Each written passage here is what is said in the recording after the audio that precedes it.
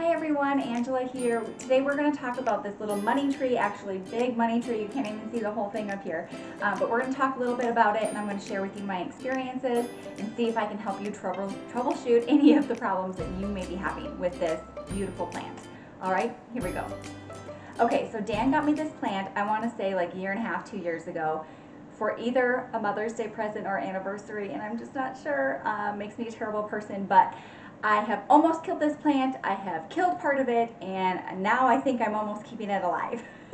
So what I have found to be like the most important thing is the amount of light and water. Isn't this how it always is, right? Light and water, it's just finding the healthy balance. Anyways, right now I have new growth coming out. Let's see if I can show you guys. There's one new leaf that's about to bud, and then you can see right here, oops, where are we? See, sorry, let me turn it. There we go. A bunch more, another set of 5 leaves that are about to come. So this guy originally started with 3, 4, maybe 5 actual stems, and I have killed all but 2. So not a great track record, but live and learn, right? And so the next time if this plant actually dies, I'm going to get another money tree and it's going to hold the same sentiment. That's how I view my plants. Anyways, we're down to the 2 stems, and they are both growing, and I have found that they grow better with more light. I never do any research about my plants before I get them or anything, and I'm terrible like that. And I just like the trial and error, live and let die kind of experience. But this is how I learn best. And so anyways, I found that when it was in my kitchen window, it did really, really well. I tried moving it to a place that had a little less light, started dropping leaves.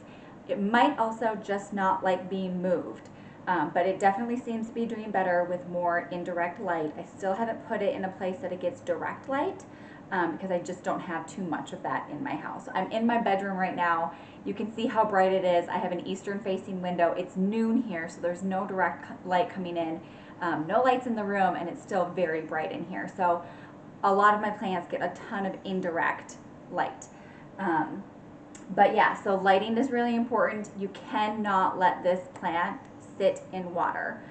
So if you have to have well-draining soil, but you also have to water frequently enough. And I go too long between waterings. That's my tendency, because I feel like all the time I overwater. I really need to just go through and finish amending the soil for a lot of these plants so that they're better draining soil, so that I can water more regularly. That's my downfall. Everyone, you just figure out where your biggest problem is, and that's where you can really, focus your efforts, and you'll probably find success.